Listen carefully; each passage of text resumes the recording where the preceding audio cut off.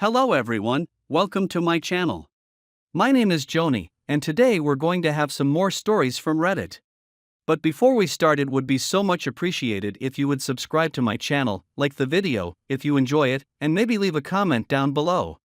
These simple clicks would mean a lot to the future of this channel and really reward the effort that I put in every day. And now without further, let's go. Now let's get into today's stories to find out what happened.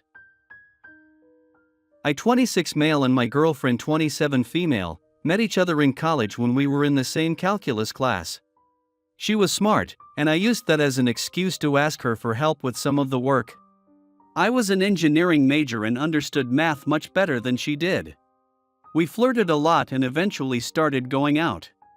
We were together all 4 years of undergrad, and we lived together while we both attended separate grad schools in the city.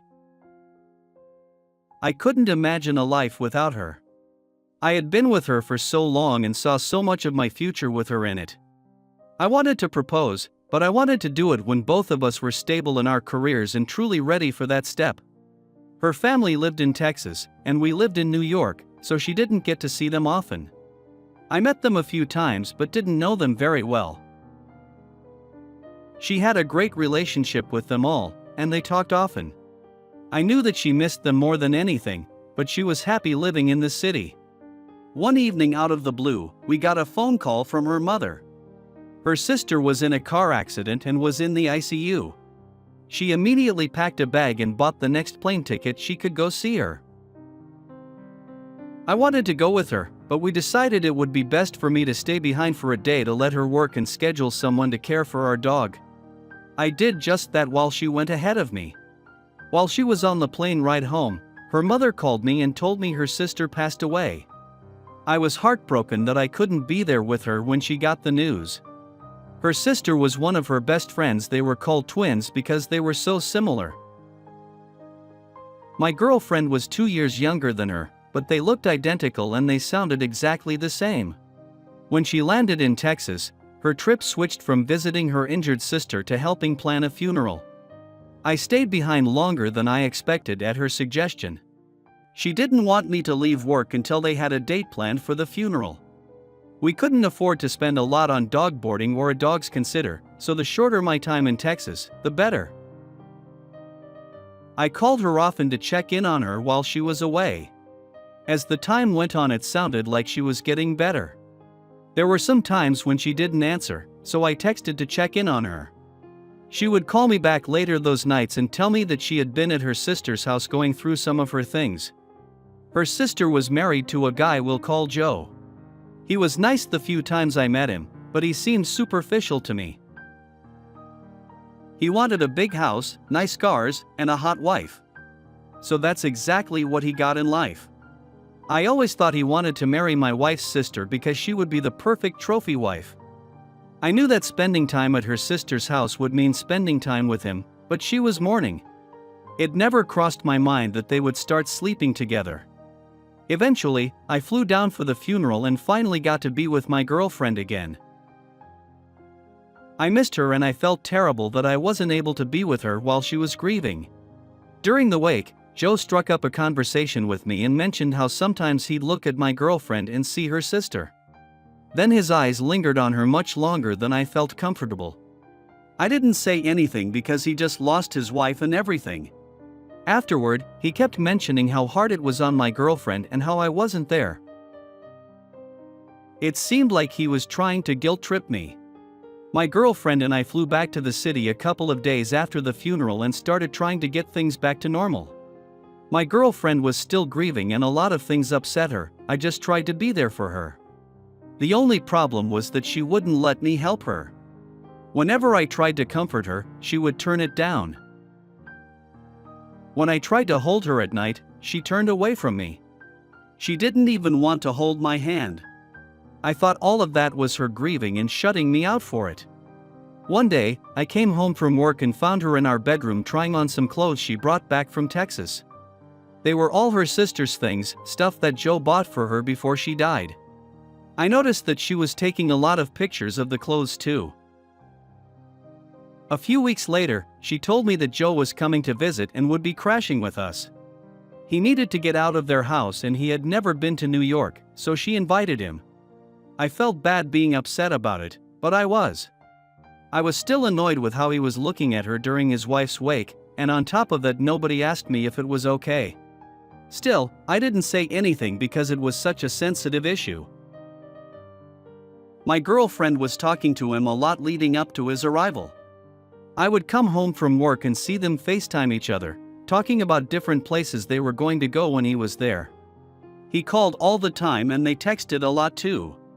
They hadn't been that way before the funeral. It was rubbing me the wrong way, but I didn't know what to say to address it.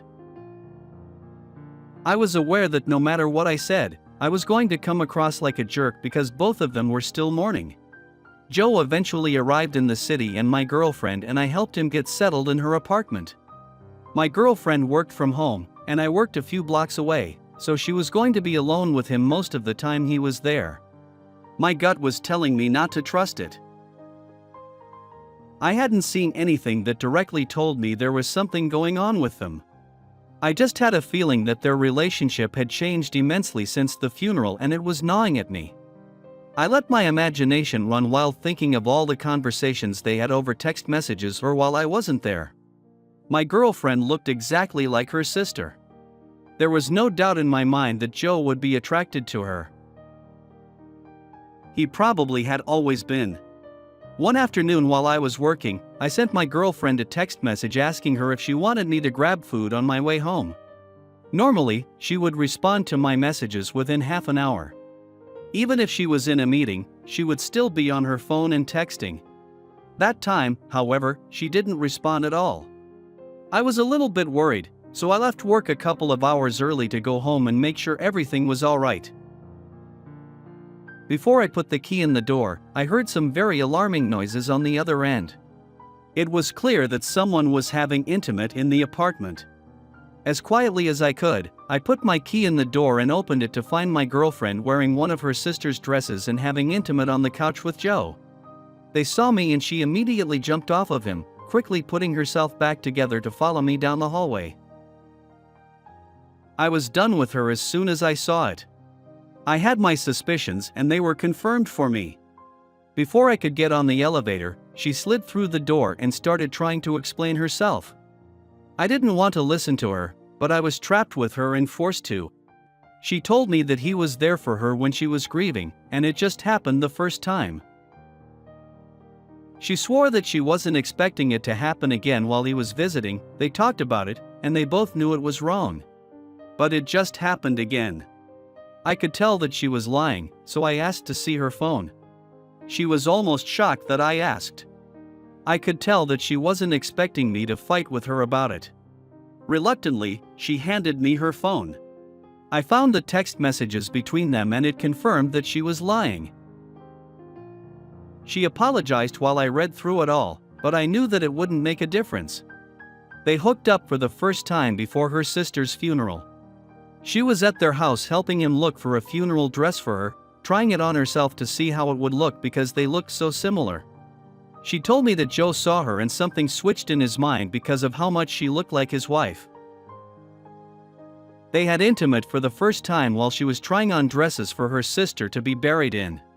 From there, they developed some very strange bond where he practically pretended that my girlfriend was his dead wife. It was seriously messed up. The more she explained, the more disturbed I was with all of it. By the time we got off the elevator, Joe was catching up to us in the lobby of the apartment complex.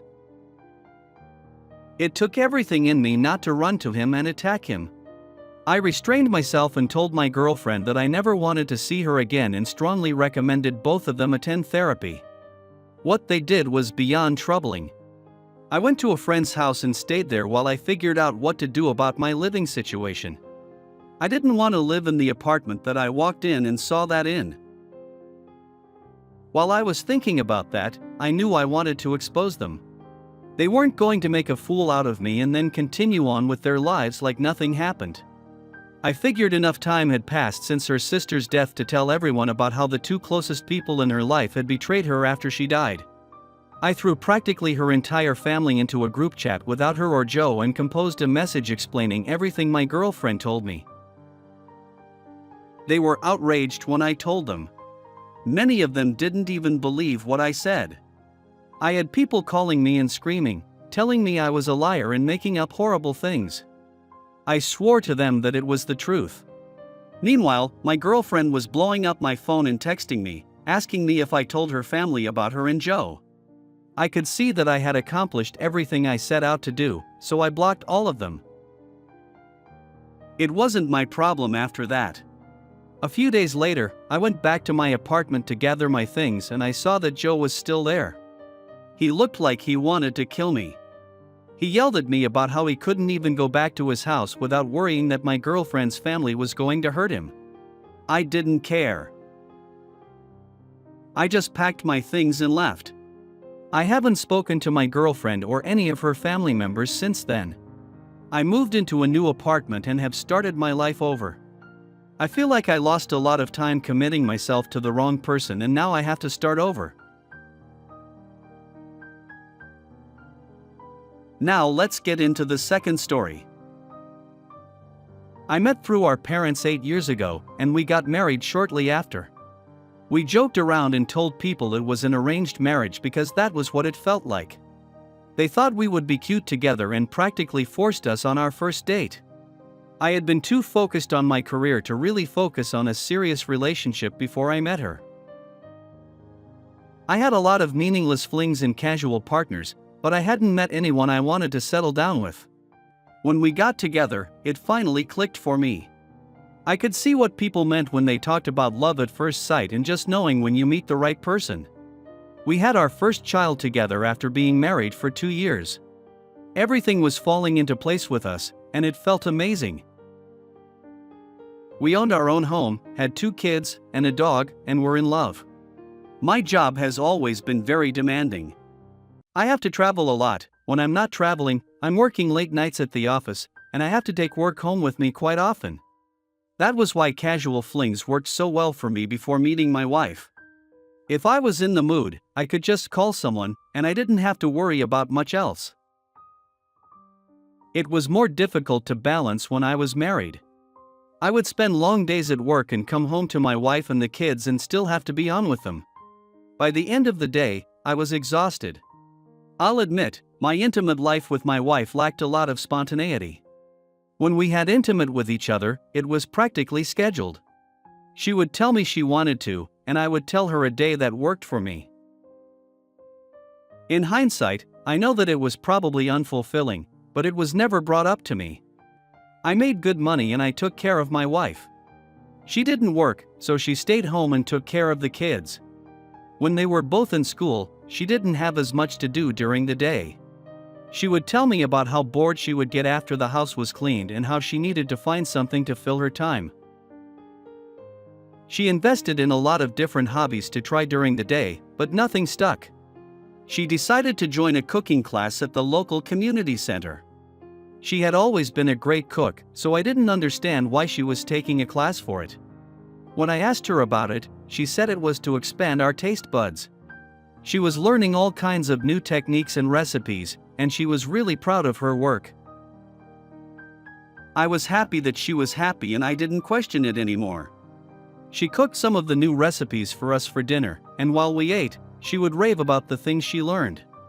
She would always talk about the class instructor and how brilliant he was. He was apparently very innovative and planning on opening a new restaurant in town. I had no idea anything was going on until I saw it with my own eyes. I had been at work one day when I got sick.